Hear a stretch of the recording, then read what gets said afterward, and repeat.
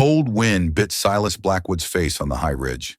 He stood above his cabin in the basin, a curl of smoke the only sign of life against the vast Colorado mountainscape. He needed to find the stonecrop root before the storm hit, a last hope for the fever that held his son. The sky to the north was a wall of bruised purple, promising a blizzard days early. Failure meant watching Daniel fade just as Eleanor had, a grief he could not survive a second time. The air grew heavy, thick with the scent of pine and impending snow. Silas moved with a quiet urgency, his worn buckskin boots making little sound on the frozen ground. He scanned the rocky outcrops, his eyes searching for the familiar clusters of the hardy succulent. It grew only in these high, exposed places, clinging to life where little else could. Eleanor had shown him the patch years ago, her finger tracing the plant's thick leaves. A gift from the mountains, she had called it, for fevers that burned too hot. Now her memory was a dull ache behind his ribs, a constant companion in the silence. The wind picked up, whipping through the lodgepole pines with a low moan. It was a sound that promised isolation, a sound that could swallow a man whole. He pulled his collar tighter, his gaze fixed on the task. Daniel was waiting. The boy was all he had left of her, of the life they had built in this wild place. The thought spurred his steps, pushing him faster along the game trail that snaked toward the granite shelf where the stonecrop grew. He rounded a massive boulder, its face scarred with lichen, and his heart sank. The place was empty. The ground was disturbed, marked by boot prints not his own, the small patch of earth scraped clean. Someone had been here, and they had taken everything, every last root. A cold dread, colder than the wind, settled in his gut. There were no other trappers this high up, not this season. The Utes stayed to the lower valleys in the cold months. He knelt, touching the disturbed soil. The prints were from a smaller boot, not a man's heavy winter gear. It made no sense. In the quiet of the mountains, a man's hope can freeze solid. He stood, a deep frustration warring with his fear. The sky was darkening by the minute, the first flakes of snow beginning to drift down like ash. There was no time to search for another patch, even if one existed. He had to get back to the cabin, back to Daniel. He had to return to the cabin with nothing but failing light and the wind's howl. The mountain had taken his wife, and now it was withholding its medicine for his son. The cabin was small, but it was sturdy. Silas had built it himself from hand-hewn logs, chinked with mud and moss against the brutal winters. Inside, the fire in the stone hearth cast a warm, flickering light. Daniel lay on his cot, his face pale and slick with sweat. His breathing was shallow. Silas checked the water bucket, adding a fresh log to the fire before sitting by his son's side. He placed a cool, damp cloth on the boy's forehead. Daniel's eyes fluttered open. He managed a weak smile. "Did you find it, Pa?" Silas shook his head, the words catching in his throat. "Not this time, son. Rest now. The storm is coming in." The wind was a living thing now, shrieking around the corners of the cabin. Snow began to pile against the single glass window pane, obscuring the world outside. They were sealed in. Silas felt a familiar despair creep in, the same helplessness he'd felt as he watched Eleanor's life slip away. He brewed some willow bark tea, the only other remedy he knew. As he worked, a loud knock echoed through the small room, sharp and urgent, nearly lost in the gale. Silas froze. No one knocked on his door. The nearest settlement, Aspen Creek, was a full day's ride in good weather. In this blizzard, it was an impossible distance. He took his rifle from its pegs above the mantel, his movements slow and deliberate. He cracked the heavy door open a few inches, the wind tearing at it, shoving a blast of snow and frigid air inside. A figure stood on his stoop, covered in snow, bent against the storm. It was a woman. She looked up, her face exhausted and chapped raw by the cold, and then she collapsed into the snow at his feet. He carried her inside, his mind racing. She was light, her clothes thin and completely inadequate for the mountains. He laid her on a rug near the hearth, covering her with a spare wool blanket. She was unconscious, her breathing faint. He tended to her as best he could, forcing some warm tea between her lips. As her color slowly returned, her gaze drifted past him, landing on Daniel's cot. A flicker of recognition crossed her face. She pushed herself up on one elbow, her voice a rough whisper. "That's not mountain fever." The words hung in the air, sharp and clear against the howl of the wind. Silas turned from the fire, confused. Of course it is. What else would it be? She shook her head, her eyes focused on his son with a strange intensity. The cough, she said, her voice stronger now, and the rash on his neck. I've seen this before. In her haste to sit up, a small worn book tumbled from the folds of her coat. The book's cover was faded, but the title was clear, Gray's Manual of Botany. The blizzard raged outside, trapping 3 souls in a tiny cabin with a sickness he did not understand. But for the first time in 2 years, Silas Blackwood was not entirely alone in his fear. Her name was Clara Vance. She spoke as she worked, her hands surprisingly steady as she ground dried yarrow leaves from Silas's own small supply into a fine powder. My father was a doctor. Back in Ohio, he believed more in plants than in prescriptions. She mixed the powder with bear grease, creating a pungent salve. The rash, it comes with a lung inflammation. Stonecrop would have done nothing, maybe even made it worse. Silas watched her, his initial suspicion giving way to a grudging respect. He had lived in these mountains for a decade, and he knew them well. But he knew them as a hunter, a trapper. He knew the signs of game and weather. She knew the secrets of the plants, the language of healing he had never learned. He felt a pang of guilt. Had his ignorance put Daniel in more danger? She seemed to sense his thoughts. You did what you knew how to do, she said gently. That is all any of us can. For 2 days, the blizzard held them captive. The world outside was a swirling vortex of white. Inside, a quiet routine formed. Silas kept the fire fed, and the water melted from snow. Clara tended to Daniel, applying the salve to his chest, coaxing him to drink teas made from herbs she found in Silas's pantry. She never spoke of how she came to be on his mountain, alone, in a storm, and Silas did not ask. It was an unspoken rule of the high country. You didn't pry into a person's past. You judged them on what they did in the present, and what Clara was doing was saving his son. On the 3rd morning, Daniel's fever broke. The boy woke up clear-eyed, asking for food. The relief that washed over Silas was so profound, it left him weak in the knees. Anyone listening in the dark feels the stove warmth hold steady. He watched Clara spooning broth into Daniel's mouth, a gentle smile on her face. He saw not a stranger, but a woman of quiet strength, a woman who had appeared from the heart of a storm like an answer to a prayer he hadn't dared to speak. As the storm began to subside, a new tension settled in the cabin. Her presence, once a necessity, was now a complication. The rules of the wild were different from the rules of the town below. He knew what the folks in Aspen Creek would say. When the path was clear, he would have to take her down to the settlement. He mentioned it quietly, not wanting to sound ungrateful. I need to get supplies anyway. I can see you settled. She nodded, her gaze turning to the window where the world was slowly reappearing. I would be grateful, she said, but her eyes held a flicker of something he couldn't name. It looked like fear. A letter had fallen from her bag when she first arrived, and he had tucked it away for her.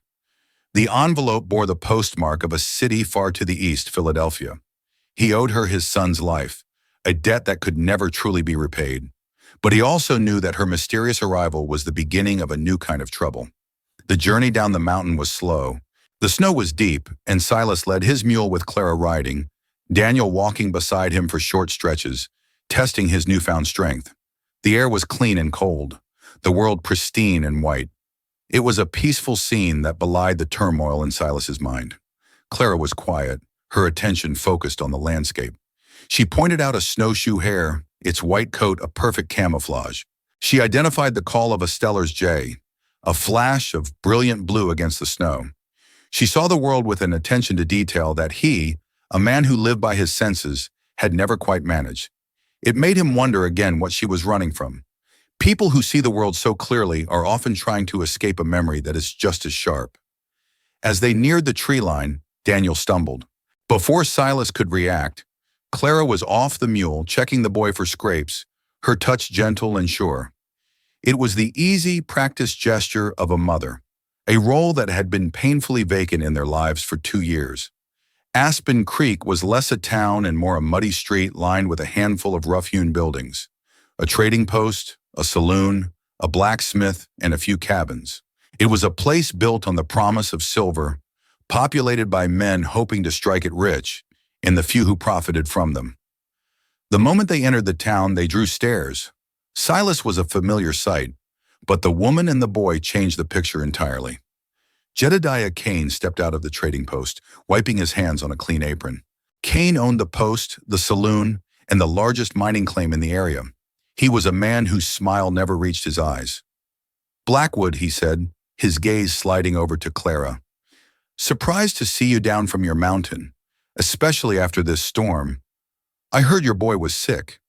"He was," Silas said, his voice flat.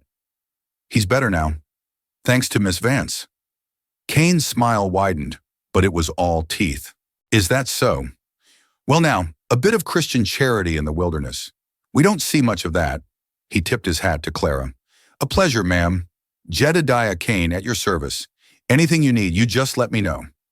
The offer sounded generous, but Silas heard the undertone of ownership in it. Kane liked to have everyone in his debt. Kane tapped a map on the counter inside the trading post, a new survey line drawn in fresh ink. It ran suspiciously close to the creek that marked the edge of Silas's property.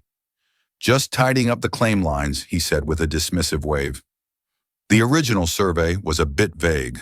The land deed carries an old stamp from the territorial office, a mark that predates the mining claims by a decade. Silas knew his deed was solid, but he also knew a man like Kane had ways of making solid things become vague. He had brought Clara down from the mountain to find her a safe place. Instead, he felt as if he had led her right into a carefully laid trap. Silas arranged for Clara to stay in a small room behind the trading post, a space usually reserved for traveling merchants. It was the only respectable lodging available. Kane was all too eager to provide it, a fact that sat uneasily with Silas. "I'll be back in a few days with your things," he told Clara, standing awkwardly outside the door. She nodded, avoiding his eyes. "Thank you for everything." He wanted to say more, to thank her properly for saving Daniel, but the words felt clumsy and inadequate. He watched her retreat into the small room and close the door, and a sense of profound loss surprised him. The cabin would be quiet again, the silence he had once cherished now feeling like an absence. He bought his supplies, the entire time feeling Kane's eyes on him. The man asked casual questions about his claim, the quality of the timber, the flow of the creek. Each question felt like a probe, searching for a weakness. Back at the cabin, the emptiness was acute. Daniel was quiet, his energy spent from the journey. He sat by the fire, tracing patterns on the hearthstone. "I miss Miss Clara," he said, his voice small. "Me too, son," Silas admitted, the words coming out before he could stop them. He looked around the cabin. A small bundle of dried herbs sat on the mantelpiece, left there by Clara. The room still held a faint scent of the yarrow salve she had made. It was as if she had left a part of herself behind. He found himself thinking about her past, not out of suspicion, but out of a growing need to understand the woman who had so changed his world in a matter of days. He had offered her safety, but the town felt more dangerous than the wilderness had. A man faces a bear. He knows its nature. Men like Kane were a different kind of predator. A few days later, Silas was checking his trap lines when he found a fresh set of tracks near the creek that bordered his land. They were not animal tracks. 2 men had been there, taking measurements, driving a new stake into the ground a good 20 yards inside his property line. Anger, cold and sharp, surged through him. This was Kane's doing. It was a direct challenge. He pulled the stake from the frozen earth and hurled it into the creek. This was his land, bought and paid for with the only money he and Eleanor had ever saved. He wouldn't let it be stolen by a man in a clean apron. The trading post ledger shows 3 names from last winter, all men who had crossed Kane and then suddenly moved on. Silas knew he was not just fighting for a piece of land, he was fighting for his home, his son's future, the very memory of his wife. The fight was no longer just about a line on a map. It was about whether a man's life, built with his own 2 hands, could be erased by ink and greed. Silas rode back into Aspen Creek the next day, the survey stake tied to his saddle. He found Kane on the porch of the saloon, holding court with a few of his miners. Silas dismounted and threw the stake at Kane's feet. It clattered on the boardwalk. "This was on my land," Silas said, his voice low and steady. Kane looked at the stake, then up at Silas, a flicker of annoyance in his eyes before it was replaced by his usual placid smile. "A mistake, surely. My men must have misread the map. Happens all the time in this rough country. The miners chuckled. It was clear whose side they were on. They depended on Kane for their wages, their credit at the trading post. My deed is clear, Silas stated. The boundary is the creek. Kane shrugged, spreading his hands in a gesture of reason. Deeds can be challenged, Blackwood, especially old ones. The territorial government was not known for its accuracy. Maybe we can come to an arrangement, a partnership of sorts. The implication was clear. Give up a piece or risk losing it all. He turned to leave when he saw Clara watching from the doorway of the trading post. There was fear in her eyes, but it was for him. He realized then that his fight was now her fight too. Her presence in the town was tied to him, and Kane's aggression toward him would inevitably spill over onto her. Later, he found her sorting dry goods in the store. She spoke without looking at him. He threatened you. It wasn't a question. He's a bully, Silas said. Nothing more. He's more than that, she replied, her hand stilling. He is a man who believes the world belongs to him. I have met men like him before. It was the first time she had hinted at her past. Before he could ask more, Kane entered the store, his presence sucking the warmth from the room. Ah, Miss Vance. Working hard, I see. A woman of your refinement shouldn't have to trouble herself with dusty shelves. His words were coated in false charm, but his eyes were cold as they assessed Silas. Silas knew he couldn't protect her by keeping his distance. In this small, isolated town, their fates were now intertwined. He met Kane's gaze. Miss Vance is under my protection. Kane's smile finally vanished. Is she now? He said softly. Then you had best be careful, Blackwood. Protecting things can be a costly business. The crate of mining supplies at Kane's feet bears a mark from a Philadelphia shipping company, the same city on Clara's letter. The world suddenly felt much smaller, the connections tighter and more dangerous. The threat was no longer veiled in polite words. It was laid bare on the dusty floor of the trading post. The weeks that followed were a quiet war of attrition. Silas found his trap lines sprung, the bait gone, but the traps empty. A delivery of winter salt he'd paid for never arrived. Small things impossible to prove, but all designed to wear him down. Kane's miners would stop talking when he entered the trading post. The town was turning its back on him, orchestrated by the one man who held all their debts. Through it all, Clara was a quiet source of strength. She began helping the blacksmith's wife, who had 5 children and a perpetual cough. She started a small reading circle for the children in the evenings, using the few books the town possessed. She was slowly, carefully, weaving herself into the fabric of the community, creating allies in places Kane overlooked. She was fighting back in her own way, with kindness and knowledge as her weapons. One evening, Silas found her by the creek at the edge of town, long after the sun had set. She was staring into the dark, churning water. You should go, he told her, the words tasting like failure. It's not safe for you here, because of me. She turned to face him, the moonlight catching the fierce resolve in her eyes. Where would I go, Silas? Back to the man I ran away from. Back to a life that was a different kind of prison. Her story came out in a torrent of quiet, pained words. She had been a governess for a wealthy, powerful family in Philadelphia. The man of the house, a man with the same cold ambition as Kane, had made her life unbearable. She had not been his victim, but she had witnessed his cruelty, his corruption. She had left with a ledger she was not meant to have, a book detailing his fraudulent business dealings. The man on the crate, she whispered, that was his company. He is Kane's partner. The revelation struck Silas with the force of a physical blow. This was not a random conflict over a piece of land. He had stumbled into the middle of something much larger and more dangerous. Clara had not brought trouble to his door. She had been carrying it with her all along, looking for a place to hide, and had found his mountain. To know a thing is to be responsible for it. He now knew the truth, and it made him a target in a way he had never been before. He looked at Clara, at this woman who had risked everything for a principle, and he knew he couldn't send her away. Not now. He had thought his battle was with one greedy man in a small mountain town. He was wrong. His fight was against a shadow that stretched halfway across the country, and it had followed Clara Vance all the way to his front door. They needed proof.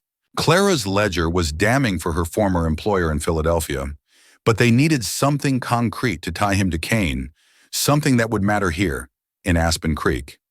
Whispers and accusations were useless against a man who controlled the town's economy.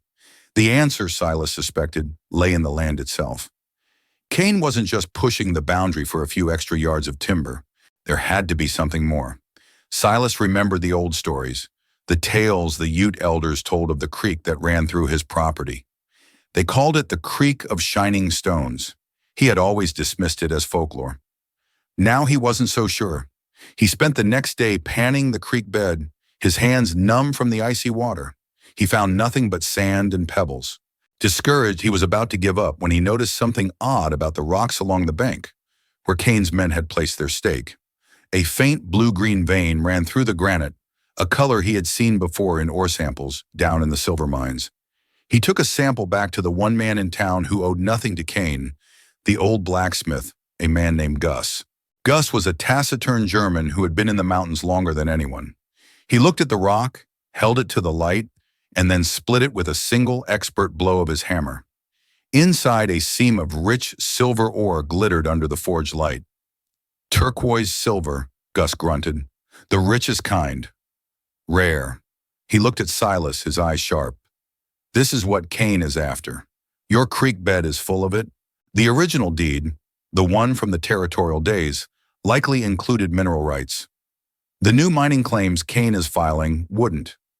That old stamp on your deed is more than just paper. It's a shield. Suddenly, everything made sense. The aggressive survey, the constant pressure, the partnership with a wealthy Easterner to finance the equipment needed for a full-scale mining operation. Silas now held the truth in his hands, a piece of rock that was both a treasure and a death warrant. Cain would not stop at threats and intimidation now. He would do anything to get that land. The next move had to be theirs. Waiting for Cain to act was a fool's game. Silas and Clara sat at the small table in Gus's smithy, the glowing forge casting long shadows on the walls. Daniel slept on a cot in the corner, safe for the moment. We need to see the official claim records, Clara said, her voice firm, the ones in the county seat. Aspen Creek is too small. Everything here goes through Cain. But the Territorial Records Office is 2 days' ride away in Leadville. If Cain's survey is filed, we need to file a challenge based on your original deed before he can start breaking ground. It was a risk. Leaving the town meant leaving Daniel in the care of Gus and his wife. It also meant Cain would know exactly what they were doing the moment they rode out. He would not let them reach Leadville. Gus, who had been listening quietly, slammed his hammer down on the anvil, the ringing sound punctuating the silence. You will not ride alone. My nephew works for the freight line. He knows the back trails, the ones the road agents and the claim jumpers don't watch. He can guide you. He owes me a favor. It was a lifeline, a chance. The plan was simple and desperate. Silas and Clara would ride for Leadville, armed with his deed and the sample of silver ore. Gus's nephew would lead them through the high passes, avoiding the main road. The journey was a race against time, and against a man who had already proven he had no morals. Before they left, Clara gave Daniel a long hug. Be good for Gus and his wife, she told him. We will be back before you know it. The boy clung to her, a silent testament to the bond that had formed between them. The heart finds its own family, in its own time. As they rode out of Aspen Creek under the cover of a moonless night, Silas felt a strange sense of purpose. For 2 years he had been surviving, living in the shadow of his grief. Now he was fighting for something again, not just for his land, but for a future he hadn't dared to imagine. A future with this brave, intelligent woman by his side. A future for his son. He looked over at Clara, her silhouette outlined against the star-dusted sky. She rode with a straight back and a steady hand. A woman who had faced down her own demons and was now ready to face his. Their journey was not just a ride to a county office. It was a ride toward a life they might build together, if they survived long enough to claim it. The high trails were treacherous, little more than winding paths of scree and stone that clung to the mountainsides. Gus's nephew, a young man named Finn, moved with the quiet confidence of someone born to the high country. He led them through canyons silenced by snow and across ridges where the wind threatened to peel them from their saddles. On the second day, they found the tracks. 3 riders following them, Cain's men. Finn studied the prints in the snow. They're pushing their horses hard, he said. They know these trails, but not as well as I do. We can still beat them. The chase added a new, sharper edge to their urgency. Every sound, every shadow seemed to hold a threat. Silas rode with his rifle across his lap, his senses on high alert. He was back in his element, the hunter, but this time he was also the hunted. That night they made a cold camp, without a fire, huddled together for warmth behind a cluster of wind-blasted pines. The temperature had plummeted, and the stars seemed to crackle in the brittle air. Clara shivered, despite the heavy wool blanket wrapped around her. Silas moved closer, sharing his own blanket, their shoulders touching. In the immense cold silence of the mountains, it was a small gesture of profound intimacy. "You are not scared," he murmured, more a statement than a question. She looked at him, her eyes dark pools in the faint starlight. "I am terrified, Silas, but I have been scared and alone for a very long time. I am not alone anymore. That makes all the difference." He understood. The fear was still there, a cold stone in his gut, but it was no longer the only thing. There was hope beside it now, and a fierce, burning resolve. He was not just protecting a piece of land, he was protecting this quiet strength beside him, this new and fragile beginning. They rode before dawn, Finn pushing them harder now. The tracks from the previous day showed that Kane's men were closing the distance, their horses fresher. They were being herded, driven toward the more open country where their knowledge of the high trails would mean nothing. By midday, Finn reined in his horse at the edge of a high basin, his face grim. "They are cutting us off," he said, pointing to a plume of snow kicked up on a distant, lower ridge. "They know the route to Leadville. They will be waiting for us at the pass." Clara's face was pale, but her eyes were steady on Silas.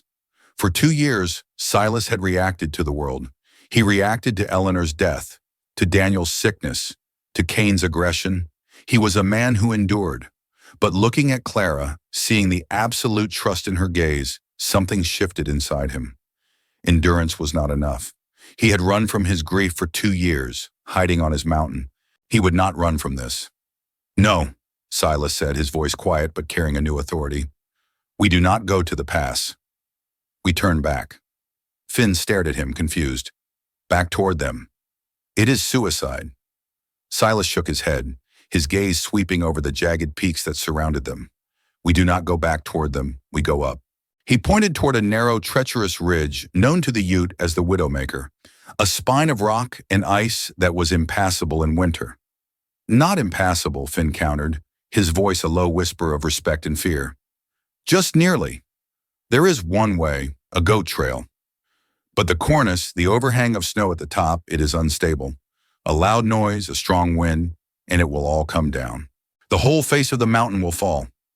"Exactly," Silas said. He looked at Clara.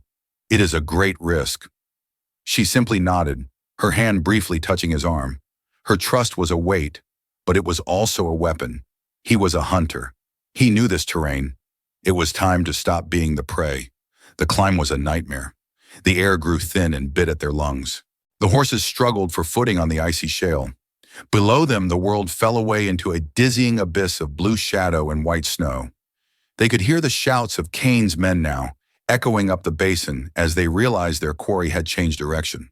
The sound spurred them on, a soundtrack to their desperate gamble. They reached the base of the final ascent, a wall of rock just below the massive looming cornice of snow. Finn took their horses, leading them to a small sheltered outcrop. "This is as far as they can go," he said. "You must do the rest on foot." Silas took his rifle. He gave Clara a long look. "Stay with Finn, no matter what you hear." She held his gaze, her fear a palpable thing between them, but she did not argue. She just squeezed his hand, a silent prayer. Silas scaled the rock face with the grim determination of a man who had nothing left to lose and everything to fight for. The wind tore at him, a physical force trying to rip him from his holds. He found a position on a narrow ledge, directly across the ravine from the goat trail Kane's men would have to use. He could see them now, 3 dark figures moving against the snow, picking their way upward. They were confident, relentless. They did not know the mountain the way he did. They saw it as an obstacle. He saw it as an ally. He waited, his breathing steady, the cold burning in his chest. He was not aiming for the men. He lifted the rifle, the metal icy against his cheek, and aimed much higher at the delicate, unstable lip of the snow cornice that hung over the trail like a frozen wave. The crack of the rifle was shockingly loud in the thin air, a sharp sound that was immediately swallowed by a deeper one. A groan, a fracturing rumble that seemed to come from the heart of the mountain itself. For a moment, nothing happened. Then, the entire cornice, a mass of snow and ice the size of a church, broke free. It fell in silence for a second before it hit the slope below, exploding into a monstrous churning river of white. The avalanche poured down the mountainside, a force of nature so vast and final it seemed to stop time. It erased the trail, it erased the trees, it erased everything in its path. Silas watched, his face impassive, as the wall of snow obliterated the path where Cain's men had been. There were no shouts, no screams, just the deafening roar of the mountain reclaiming its own. When the snow settled, there was only silence. The landscape had been rewritten. The path was gone. Where there had been a trail, there was now a sheer cliff of fractured ice and 1,000 tons of new snow. He stayed on the ledge for a long time, watching, but nothing moved. He had done it. He had used the mountain's power to protect his own. The cost of it settled in his stomach, a cold, heavy thing. He had not pulled the trigger on a man, but he had ended them all the same. He made his way back down to Clara and Finn. Clara rushed to him, her face a mask of relief and horror. She did not need to ask what happened. The altered face of the mountain was the only answer needed. Finn simply looked up at the ridge, then at Silas, and gave a slow, solemn nod. "The mountain provides," he said softly. "And the mountain takes." The journey back was somber, a slow procession through a world that felt both menacing and beautiful. They did not have the legal document from Leadville. They had no proof, no witness, no judge's ruling. All they had was a terrible story and the silence of the peaks behind them. When they rode into Aspen Creek, they expected suspicion, accusations. Instead, they found a town holding its breath. Cain and his men were gone. That was the only fact anyone knew. Days turned into a week. A quiet, unspoken understanding began to settle over the town. The mountain had claimed them.